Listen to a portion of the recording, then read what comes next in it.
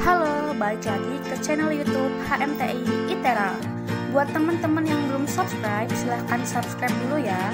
Dan jangan lupa klik tombol loncengnya agar kalian tidak ketinggalan video-video terbaru dari kami. Kali ini kita akan membahas mata kuliah yang paling seru di teknik industri loh, yaitu ergonomi. Definisi ergonomi. Ergonomi dapat didefinisikan sebagai salah satu disiplin yang mengkaji keterbatasan, kelebihan, serta karakteristik manusia dan memanfaatkan informasi tersebut dalam merancang produk, mesin, fasilitas, lingkungan, dan sistem kerja yang EASNE. Apa itu sistem kerja yang EASNE? Sistem kerja yang EASNE yaitu sistem kerja yang efektif, aman, sehat, nyaman, dan efisien. Subdisiplin ergonomi. Pertama, antropometri, yaitu bidang yang mengkaji dimensi fisik tubuh manusia, termasuk usia, tinggi, bobot, panjang, dan lain sebagainya. Yang kedua, yaitu biomekanika kerja, yaitu suatu bidang yang memfokuskan pada proses mekanika, yaitu gaya, momen, kecepatan, percepatan, serta tekanan yang terjadi pada tubuh manusia terkait dengan aktivitas fisik yang dilakukan oleh pekerja. Yang ketiga, fisiologi kerja, yaitu bidang ergonomi yang mengkaji respon fungsi-fungsi tubuh yang terjadi saat bekerja. Aplikasinya dapat berupa penentuan besar beban kerja bila dibanding dengan kemampuan metabolik pekerja, serta penentuan jadwal kerja istirahat optimal yang meminimalkan stres dan kelelahan.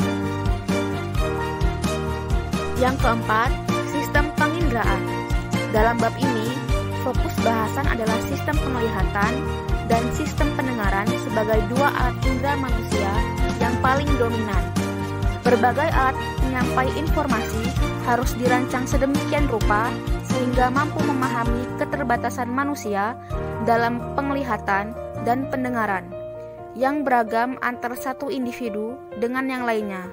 Dengan mempelajari sistem penginderaan, diharapkan kita dapat menghindari kondisi-kondisi yang tidak diinginkan dan mampu meningkatkan kinerja manusia.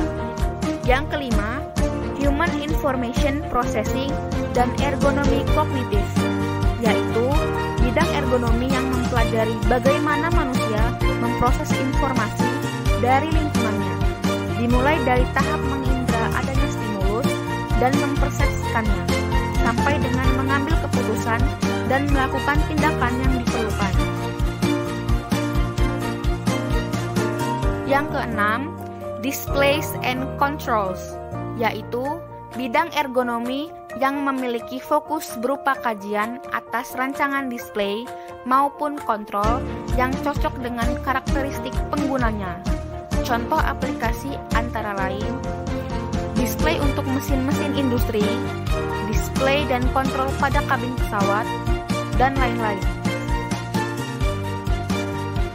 Yang ketujuh, lingkungan kerja, yaitu bidang yang mencoba memahami respon manusia terhadap lingkungan fisik kerja, termasuk kebisingan, temperatur, pencahayaan, getaran, dan lain sebagainya.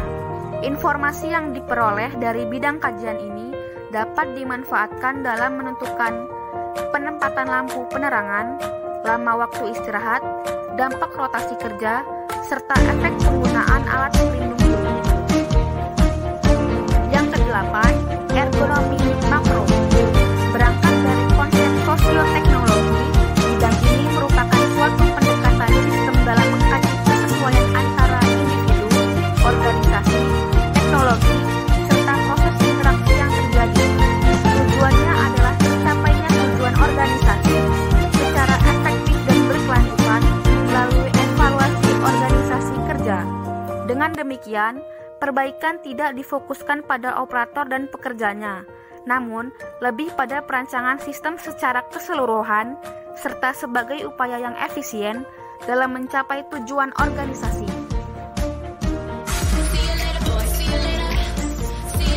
Sekian untuk video kali ini. Sampai jumpa di video-video selanjutnya.